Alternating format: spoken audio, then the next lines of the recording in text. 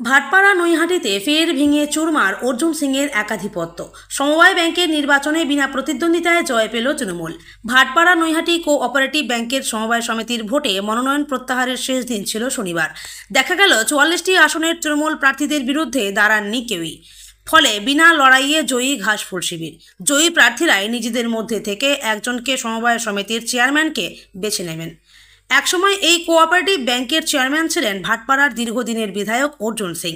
তিনি 2019 সালে বিজেপিতে যোগ দেওয়ার পর এই সমবায় ব্যাংকের চেয়ারম্যান হন জিতু সাউ। তার মৃত্যুর পর থেকে চেয়ারম্যানের পদ শূন্য ছিল। এবার নির্বাচনের সিদ্ধান্ত নেওয়া হয়। তাতে দেখা যায় 44টি আসনের একটিতেও লড়াই নেই বিরোধী দল। ফলে একচেটিয়াভাবে জিতে বোর্ড গঠনের পথে তৃণমূল। ভাটপাড়া নৈহাটি কোঅপারেটিভ ব্যাংকের সমবায় সমিতির নির্বাচনে এই ফলাফল প্রসঙ্গে নৈহাটির তৃণমূল বিধায়ক সনদ দে জানিয়েছেন, আমাদের দলের নেতা সাংসদ পার্থ ভৌমিক সিদ্ধান্ত নিয়েছিলেন কোনো কাউন্সিলর, বিধায়ক বা জনপ্রতিনিধি এই সমবায় ব্যাংকের চেয়ারম্যান বা অন্য কোনো পদাধিকারী হবেন না। যারা এই কোঅপারেটিভ ব্যাংককে সুন্দরভাবে চালাতে চান তাদেরই দায়িত্ব দেওয়া হবে।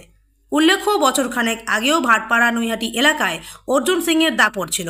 প্রায় সবই চলত তার উংলি হেলনে। কিন্তু 24 লোকসভা ভোটে ব্যারাকপুর শিল্পাঞ্চল থেকে তৃণমূলের বিপুল জয়ের পর থেকে কোণঠাসা হতে থাকেন বাহুবলী নেতা। একমাত্র ভাটপাড়া বিধানসভা কেন্দ্রেই এখন কার্যত তার অধীনে। ছেলে পবন সিং এখনকার বিজেপি বিধায়ক।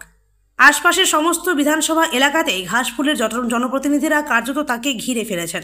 ভাটপাড়া নৈহাটে সমবায় ব্যাংকের নির্বাচনেও তার প্রভাব পড়ল।